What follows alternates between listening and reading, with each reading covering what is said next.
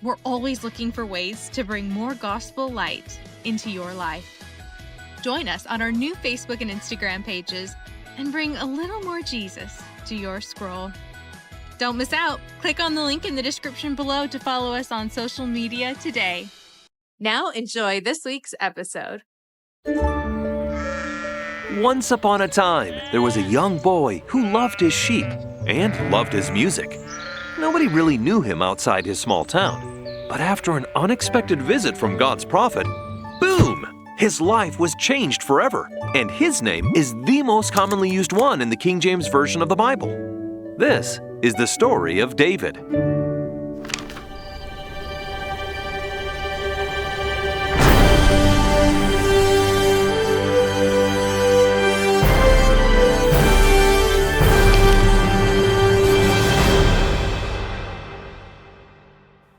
Growing up, David is humble, quickly obedient, and always looks to God for guidance. So the Lord continually strengthens him. For example, one day, while watching his flock, a bear comes out of nowhere and attacks his sheep. But with the Lord, David courageously rescues his lambs and kills the bear. With this same faith, David later rescues Israel from the Philistines by slaying Goliath. Now after this, King Saul makes David one of his closest aides. And David, with the Lord's help, is wildly successful, winning victory after victory, and goes viral. However, Saul, pretty much used to being the GOAT, becomes insanely jealous. So he starts chucking javelins at David. What? Fortunately, his aim is pretty bad. Later, he even tries to have him killed in battle. Foreshadowing. And Saul's illogical hatred sends David into hiding for many years. While on the run, David's given Goliath's sword by Ahimelech the priest, and, still with the Lord's help, is victorious in every battle. Saul and his sons, however, aren't so lucky, and are killed by the Philistines. Their deaths break David's heart, and the Lord leads him to Judea, where he's made king at only 30 years old.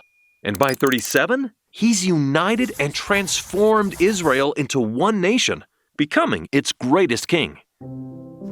Now, as king, David shows his true greatness by seeking to take care of Saul's posterity, but only finds one grandson of Saul still alive, a poor crippled man named Mephibosheth.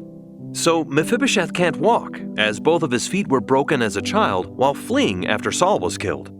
Placed before King David, Mephibosheth immediately bows himself flat, probably scared for his life. But David says not to worry, explaining, "I'm restoring everything that was Saul's to you. Oh, and I'd like you to always eat at my table." Totally flabbergasted, Mephibosheth stammers, "Why me? Such a dead dog as I am?" But David doesn't care if Mephibosheth is considered among the lowest, and loves him as he did Saul and Jonathan. After all, wasn't he once himself a lowly sheep herder? And David grew great, and the Lord was with him, as long as he always looks to the Lord. Now, wouldn't it be nice to just end the story here? Oh, you betcha. Unfortunately, there's a time when David didn't accompany his army to battle and finds himself in a compromising situation. Sauntering across his rooftop, he looks down from his great palace and sees Bathsheba bathing. Okay, look, we don't know how long David was struggling to diligently look upward, but here and now, his defenses fall as he pursues her and sins against God. Worst of all, instead of immediately looking upward for forgiveness and heavenly grace, he desperately tries to secretly fix his mistake by having Bathsheba's husband Uriah sent to the battlefront to be killed. And with Uriah dead, David marries Bathsheba. Perhaps breathing an uneasy sigh of relief because he thinks he's fooled everyone, David happily welcomes in Nathan the prophet, who pops in for a visit. And the prophet proceeds to tell David a sad, true story of two men, one rich and one poor. Nathan says, "This rich man had tons of flocks and herds, but the poor man had only one little lamb that he'd raised with his children, would eat from his own plate, drink from his own cup, and would even sometimes adorably fall asleep on his chest." Ah. But one night, when the rich man entertained a traveler, instead of taking from his own flock, he took and killed the poor man's lamb for dinner. Furious, David shouts, "This rich man must pay!" Nathan then calmly looks David in the eye and softly says, "David, thou art the man."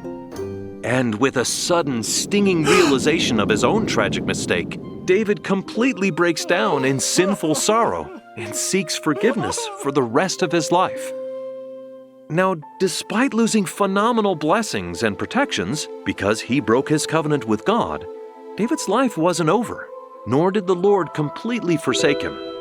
Instead, David worked with Nathan to help him acknowledge his sins and repent, just like God gives us loving church leaders to help us in our hours of deepest regret, remorse, and despair. Next time, we get to meet King David's son, the wisest of the wise, the famous King Solomon. Did you know that Living Scripture streaming, kind of like Netflix for LDS families, provides the funds to create these line-upon-line cartoons? Every subscription helps make them possible. And did you know Living Scripture streaming also has thousands of printable activities and coloring pages? Yep, just select the classic animated title and bam! Every book has 50 printable pages, each with 3 levels. These activities are wonderful replacements for screens, and they help with reverence while still enjoying spiritual things. You can even import the digital versions into other apps to digitally color.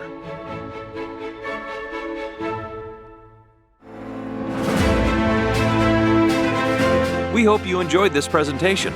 Now it's your turn to study the Scriptures and the stories behind them as you continue to learn line upon line.